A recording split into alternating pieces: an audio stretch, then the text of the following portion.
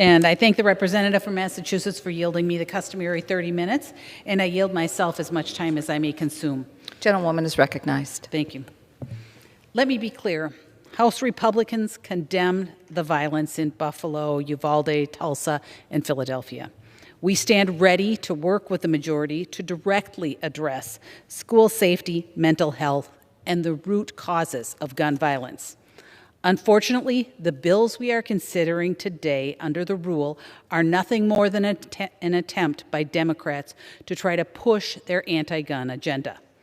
H.R. 7910 is a grab bag full of far-left proposals that will not effectively address gun violence, but will severely limit America's Second Amendment rights. There are a few provisions I would like to point out. The bill raises the legal age of gun ownership to 21. This provision is very likely unconstitutional.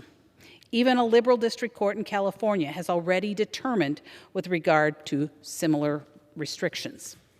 This bill broadens the definition of frame or receiver that could define multiple parts of the same gun as separate firearms. Each of these parts would need its own distinct serial number or risk becoming a classified ghost gun.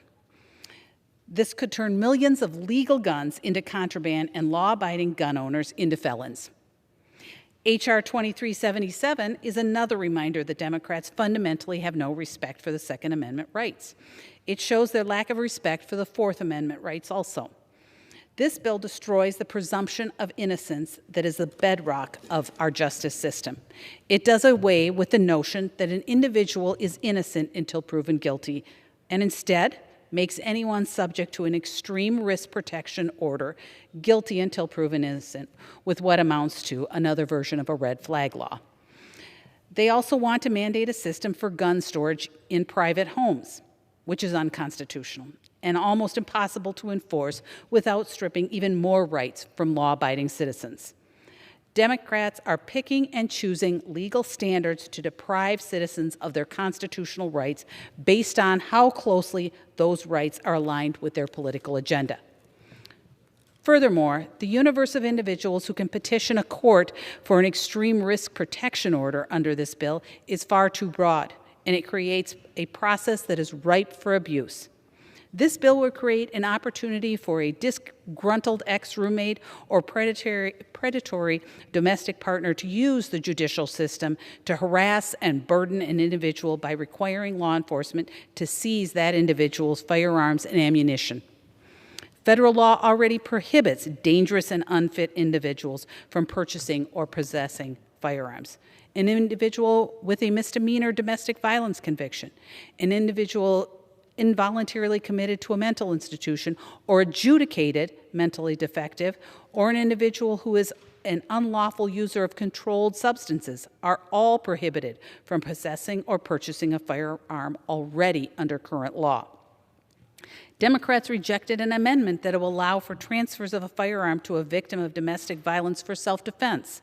Under this bill, a friend or a neighbor trying to help the victim would be charged with gun trafficking.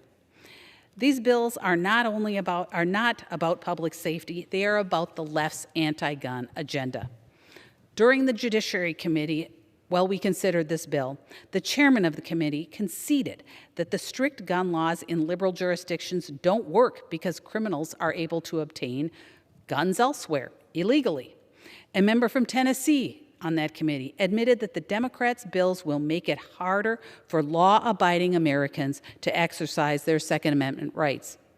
Another member, one from New York, threatened to abolish the filibuster and pack the Supreme Court if any of our nation's checks and balances stood in the way of the Democrats' agenda to trample the Second Amendment. The majority will argue that these are common sense proposals, but they fail to explain the details and the real effects of these provisions. And what are law-abiding gun owners concerned about? They are concerned about the attack on their constitutional rights provided in the Second Amendment. All of us recognize the recent tragedies, and our heart goes out to the parents, the families, and communities. But the root causes must be addressed. Simply attacking law-abiding gun owners will not solve the problem. Addressing the causes will. House Republicans stand ready to address the root causes of this senseless acts of violence, but not at the cost of America's constitutional rights. Thank you, Madam Speaker, and I oppose the rule, and I ask members to do the same. I reserve. Gentlewoman reserves. Gentleman from Massachusetts.